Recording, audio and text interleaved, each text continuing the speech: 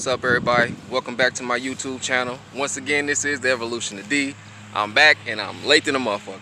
Man, my bad. I know y'all been roasting me. I was supposed to be dropping a Doctor Strange on Sunday, but I forgot it was Mother's Day and shit. You know, I had to sacrifice a little bit of time with the family. You know how that go. But anyway, we back with the Doctor Strange full review. I'm talking all spoilers. We talking about a little bit of everything. So if you ain't seen it, man, click off this motherfucker right now. I don't want you in the comments upset.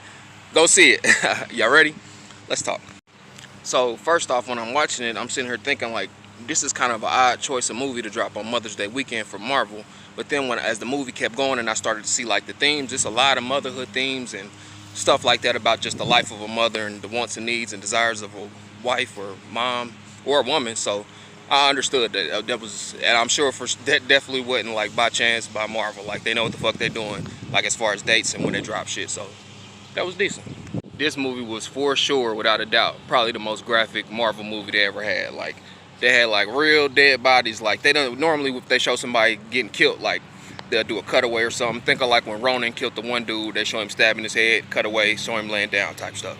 But on this one, they were showing like full dead bodies. Like, it started off with Doctor Strange dead, flying through the portal basically.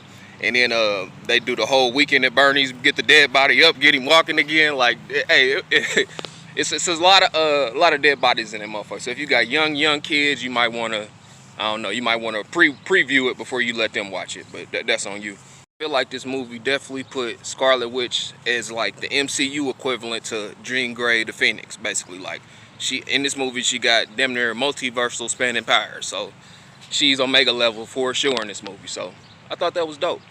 On top of that, I was real interested to see who the Wrencher dude was, the green Chicago Bull looking motherfucker. But I mean, he didn't really, you could tell most of his parts was cut from it. So I don't know, maybe that'll drop in deleted scenes or something. But I was thinking, if it's really truly only one America Chavez in the whole multiverse, does that make her the one? We're gonna have to ask Morpheus about that one. Okay, then let's fast forward to when they make it to the Illuminati universe, aka Earth 838, aka Hatland. Everybody had a hat on in that mug. But basically, I was real curious to see, because I already thought the Illuminati was gonna be in the movie or whatever. So to actually see him on screen, to see Baron Mordo come out, like, hey, Illuminati will see you now. So I was real curious to see what like the audience reaction was gonna be. Like, everybody in my audience was applauding. I'm talking about some people standing up, and that's curious to me because I ain't gonna go into no conspiracy theories or nothing like that. I'm just gonna stick to the straight facts. And the fact is that, that's a good question. Maybe there is a, I had to think for a sec. get this motherfucker taken down off YouTube. This is not a discussion about whether Illuminati is real or not. That'll be a video for another time. I'm still researching that my damn self. But the point of it is that I make music, right? And I've always loved, but I've always also respected the power of words. When you say words, it's basically like saying a spell. That's why when you're a kid, when you learning your words, they're teaching you how to spell, because you got to learn like the basics of it before you can build it up into like a geometrical word kind of thing, right? So when they said the Illuminati and the whole audience applauded, I'm really thinking to myself like, if the billions or millions of MCU fans around the world, if everybody's applauding for the Illuminati, what is that gonna do for, if it truly is an Illuminati hidden from the world, like what is that gonna do, us giving them our power of applause, or, you know, us giving them, just something I thought about. You know, I ain't gonna dwell too much on that, but it definitely had me a little curious, looking a little sideways at Marvel, but that's neither here nor there. I really like the line in the movie that say something like dreams are windows into our multiversal lives. And it instantly made me think of, I don't know if you ever seen that movie, the one with Jet Li. It kind of has that same kind of concept. Or even like something old like the Highlander. There can be only one, you know, where it's different versions, but then when the last one's left, then all that power get imbued into them or whatever. They become like the source or the ultimate one or whatever. So I thought that was a cool ass concept too. I like that. Instantly when I seen the dream walking sequence, the correlation in my brain was like, oh, she astral traveling. And when you astral travel, like here on Earth in the real world, then basically you projecting your soul or your consciousness into another realm or into another dimension, or it's definitely some real shit. That's actually some shit story for another time. Story for another time. But that was some shit that made me look like, okay, they talking some real shit out here. All right. I also thought it was kind of hilarious that the music on her first dream walking astral travel montage when she was meditating and dream walking to the other dimension to possess the other Scarlet or whatever. I thought it was hilarious that motherfucker, I don't know to y'all, but to me it sounded exactly like the Dragon Ball Z like old training montage, like when Vegeta in the hyperbolic time chamber trying to get to Super Saiyan level 1 type, like it sounded like that. But I liked it though, it kind of fit the vibe. So and the last thing I gotta say just about overall the movie, I really liked the little music fight when they was fighting with the music notes back and forth, the evil Doctor Strange, the one with the third eye, whole nother conversation. Like that's what I'm saying, they showing you real shit, but it's in the form of a movie, so it's up to you to be able to decipher, you know, what's real and what's not. So, you know what I mean? Luckily, you got your boy D here to say. After seeing it 3 times, my initial grading was 8.5. I got to lower it to an 8, just because it do got some long-ass expositional, like, dialogue scenes where they got to explain everything while they just sitting around the table or just sitting somewhere. So, yeah. Overall, 8 out of 10. Dope-ass Marvel movie. It's worth seeing. As long as you got your psychic defense up and you know what's going on, it's definitely worth seeing. But now let's talk about some of the occult, like hidden shit I seen. I gotta go in the house where this motherfucker is watching. They gonna pick me up. Look, motherfucker in the suit looking at me right now. It look like he worked for the government.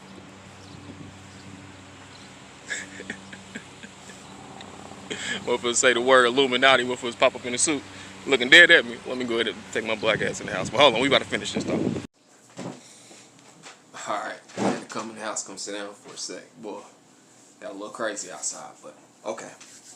This is what I want to say about like the deeper, more spiritual, like peeling the layer back, like I would say level 2 of the movie. This is it. Man, all of that shit real. And not all of it. But I could say on this part I'm gonna try to stick to the things that I only to the things that I know for sure. I'll try not to put no extra sauce, no spin, like let's stick to only the facts that I know. Alright, and then from there maybe we can build on it. Maybe somebody out in the universe knows some more and they could be like, alright, I know that plus that. Okay. So where do I start? Okay, so how about we start at the beginning? I'm a comic book collector by trade, right? That's my job, that's my business. I own my own comic book store on eBay, right? So I was at a yard sale just looking for comics, ran across a random book. I noticed in life that we just naturally gravitate toward the things that we just resonate with, just off top, you know what I mean? So I'm there just looking for comics, not even thinking about books, and I ran across this book. I don't know if y'all can see that. It's called the Dreamwork Book, and it's basically just a book of like, you know, it's like a dream journal, basically with symbols and stuff from your dreams, help you figure stuff out. But for whatever reason, this symbol on the cover of it kind of jumped out to me, and I kind of went on a search to I'm wondering like, what is this symbol? Like it just spoke to me for whatever reason. So from there, I found this. It's basically, that symbol is called the Sri Yantra, and it's like a Buddhist symbol. It's more like a spiritual thing used to get like deeper into states of meditation and things like that. So I put it up on my wall kind of to remind me to be cool and chill out and like, basically to remind me of the real world, not this one. But anyway, long story short, I went from working with my Dreamwork book and writing down my dreams, but then led me to this, basically, which is a book about astral projection and a lot of stuff. To make a long story short, like, I've always loved books. I've always loved reading. I'm a lover of information and knowledge, right? So I'm at the point in my life, I'm 34 now, so the type of information that's kind of starting to pull me is deeper, more, how would I put it? Not even necessarily, I wouldn't even put it like a cult, because I mean really the word occult just means hidden, like knowledge just hidden from the general public. So I mean I guess in that form you could say occult, but I would say more esoteric knowledge would be a better way to put it. So with that being said, this movie has some real ass shit in it, like no cap, no LOL. First that's definitely real is mudras. Mudras are, let me see.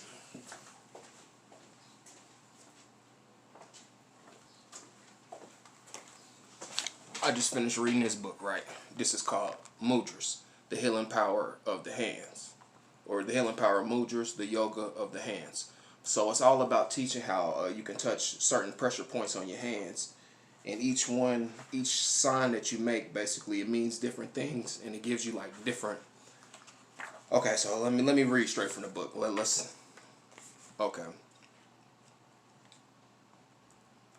Okay, mudras are yoga movements involving only the arms and hands. They are extremely easy to do, but so powerful that they can transform one's life. They liberate the energy locked within your body, and energy channels called nadis and energy centers called chakras. Mudras help create inner peace and inner strength, eliminate fatigue, a bunch of other stuff. But basically, these hand postures, I was looking at in the movie, and I'm realizing that they're doing real live, like actual mudras. So, okay, an example of it would be this. The Apan mudra. I'm terrible with the words. I'm learning, right? So this Apan mudra, you do it like, kind of like this. But it's basically, it look crazy, but this is, let me see, what's it for? It has a balancing effect on the mind and helps develop inner balance and confidence. So, and then like on an even deeper level, I kind of, just reading this and just taking in the information, I realized like how many mudras like are in use basically in the everyday world that people don't even realize they do them just out to do them. Okay, so perfect example of this is this mudra.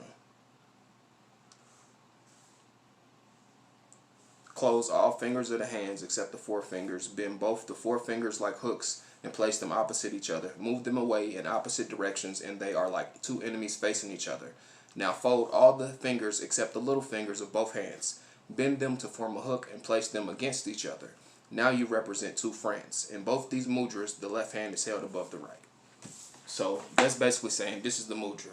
This looks like a gang sign, but this means two enemies. When you hold them like this, they face to face, this is enemies. When you interlock the two mudras, it becomes this, which means love or togetherness or friendship. Which, how many people have you seen do this in the world or just in pictures on Facebook or whatever, not even knowing that this is actually a magical thing that kind of embodies a certain spirit and kind of opens up certain chakras and shit like that. So, to make a long story short, a lot of this stuff that I'm realizing just in general, the deeper I'm starting to get into this knowledge, I'm realizing that the world will tell you that magic is not real, but the reason I believe they say that is so you won't seek the knowledge and be able to see what's being used against you, basically. Like how, not I won't even say McDonald's, but restaurants and certain things like that, they use certain colors because they know certain colors activate certain urges and things inside of us, and these is used kind of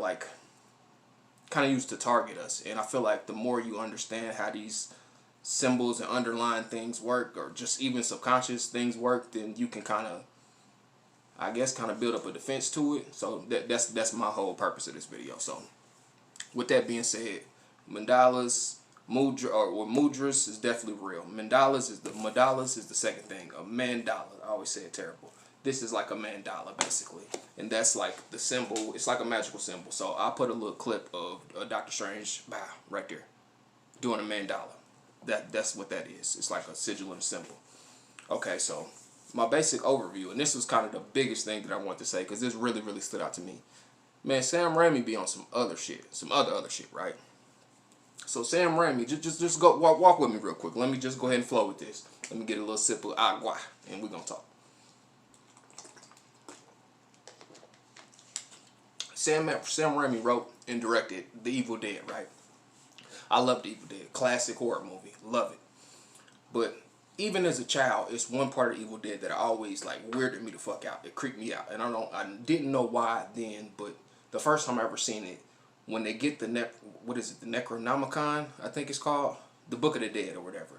They find the book, and then they read the recording, they play the recording of somebody reading the spell. That shit creeped me out. Like, just my subconscious was kind of telling me like, this is some, maybe you shouldn't be listening to this, even as a kid. So now that I'm kind of older and I understand now, I'm kind of looking at Sam Raimi real sideways, because he already made the movie Evil Dead with the kind of evil book of the Necronomicon, with the same kind of concept of this book is the evil book that possesses people if you read it, blah blah blah blah blah. And then come to Doctor Strange 2, and we got the Darkhold, which is basically like a mirror, just the reverse of that in 2022. This is the evil book that possesses somebody, aka Wanda, if you read it. And then you got the good book, which is an antithesis of that, the Book of the Vishanti.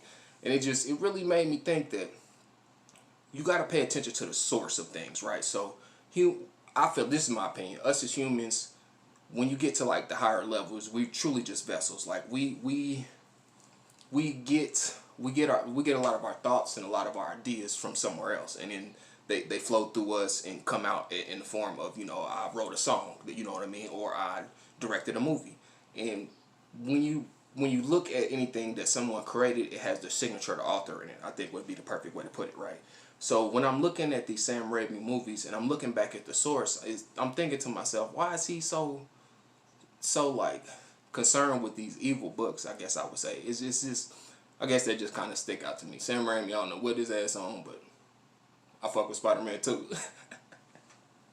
But man, hey, with that being said, that's my full review. Spoiler, spiritual, on Earth and Beyond.